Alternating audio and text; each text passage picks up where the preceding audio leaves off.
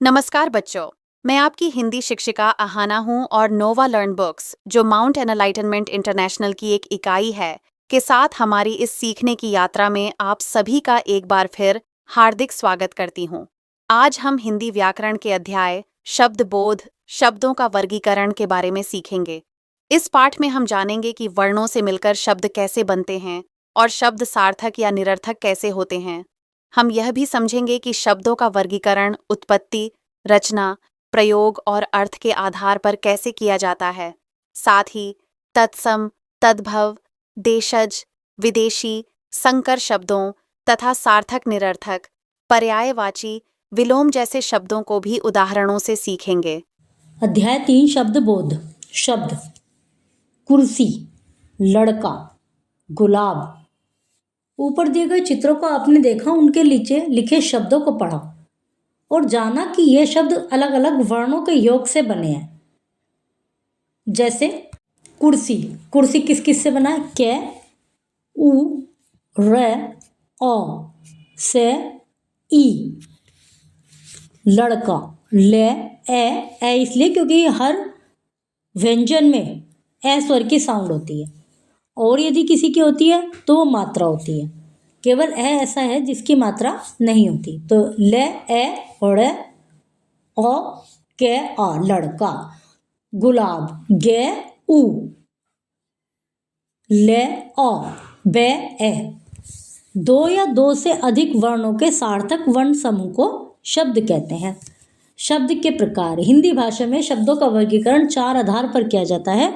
उत्पत्ति के आधार पर कि मतलब वो आए कहाँ से है, रचना के आधार पर कि कैसे बने, अर्थ के आधार पर उनका अर्थ क्या है, प्रयोग के आधार पर उनका प्रयोग कहाँ होता है। उत्पत्ति के आधार पर हिंदी भाषा में असंख्य शब्द हैं। हिंदी भाषा में संस्कृत, अंग्रेजी, उर्दू, फारसी आदि भिन्न भिन्न भाषाओं के शब्द सम्मिलित हैं। उत्पत्ति के आधार पर 5 भेद हैं शब्द के, मतलब वे शब्द उत्पत्ति कहाँ से हुई है उनकी। जैसे देशज, हिंदी भाषा में जो शब्द देश की अलग अलग भाषाओं या बोलियों से आए हैं, मतलब जो अलग अलग बोली हैं उनसे कुछ शब्द हिंदी भाषा में शामिल हो गए तो वे देशज शब्द कहलाते हैं। जैसे पैसा, पेट, थैला, खिड़की, लोटा, डोर, कटोरी आदि। विदेशज शब्द, हिंदी भाषा में जो शब्द विदेशी भाषाओं से आए हैं उन्हें विदेशज शब्द कहते हैं। जैसे चीनी भाषा से आए चाय, चाउमीन, लीची। अरबी से आए तूफान, खबर, कानून, इनाम, किताब, इस्तीफा। अंग्रेजी से आए pencil, copy, football, doctor, diary. मतलब अंग्रेजी के ये शब्द और ये हिंदी के, अरबी के, ये सब हिंदी भाषा में ऐसे यूज़ होते हैं कि हमें पता ही नहीं चलता कि वो हिंदी भाषा के नहीं हैं। और फ्रांसीसी भाषा के कार्टून, कूपन, कारतूस। पुर्तगाली भाषा आलू, आलपिन, तौलिया, गमला, अचार आदि। तुर्की भाषा कुर्ती, तोप, गलीचा, कालीन, दरोगा आदि।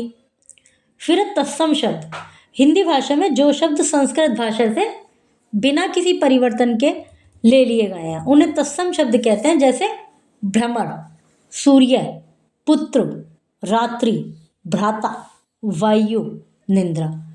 तद्भव शब्द, हिंदी भाषा में जो शब्द संस्कृत भाषा से आए हैं परंतु उनका रूप परिवर्तित हो गया उन्हें तद्भव कहते हैं। तद मतलब उससे भव आए।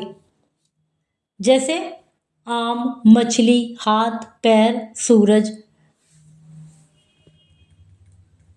कुछ तत्सम और तद्भव दिए गए हैं। उज्ज्वल, उजला, घृत, घी, उच्च, ऊंचा, घृणा, घिन, उलूक, उल्लू, चर्म, चाम, चमड़ा, क्षेत्र, खेत, चंद्र, चांद, छत्र, छाता, छिद्र, छेद, ग्रह, घर, उत्साह, उमहा, अदय, आज, कंकण, कंगन, अंगुष्ठ, अंगूठा, करपट, कपड़ा, अमलिका, इमली, काक, कोआ।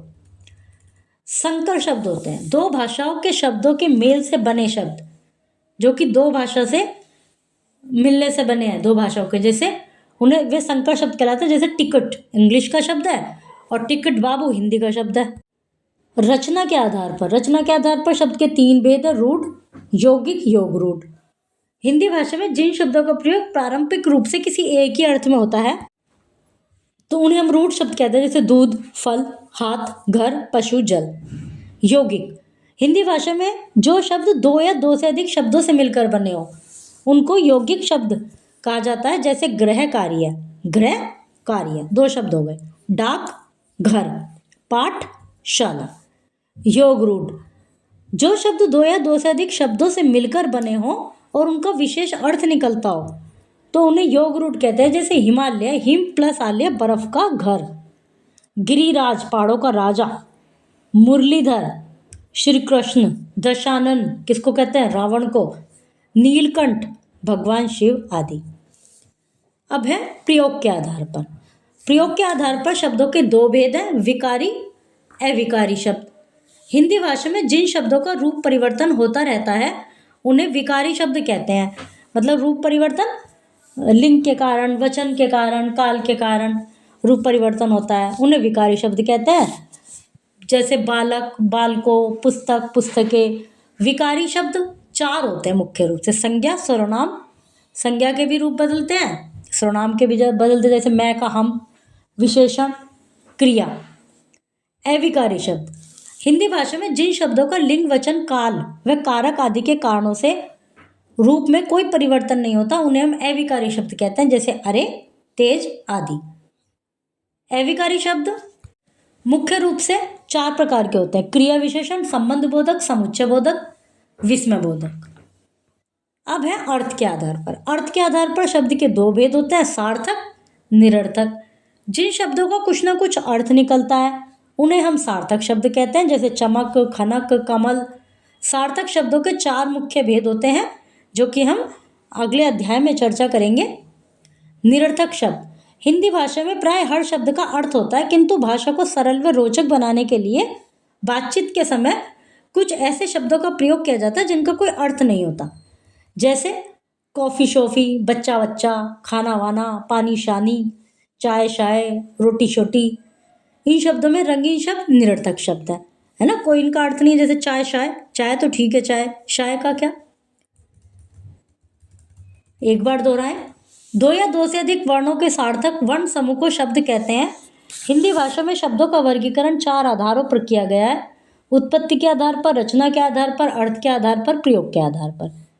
उत्पत्ति के आधार पर शब्द के 5 भेद होते हैं, तत्सम, तद्भव, देशज, विशेषज, संकर शब्द। जो शब्द 2 या 2 से अधिक शब्दों से मिलकर बने हैं और उनका विशेष अर्थ निकलता है उन्हें योग रूढ़ शब्द कहते हैं। भाषा को सरल व रोचक बनाने के लिए बातचीत के समय कुछ ऐसे शब्दों का प्रयोग होता है जिनका कोई अर्थ नहीं होता, तो ऐसे शब्द निरर्थक शब्द कहलाते हैं। प्रयोग के आधार पर शब्द के 2 मुख्य भेद हैं, विकारी तथा अविकारी शब्द।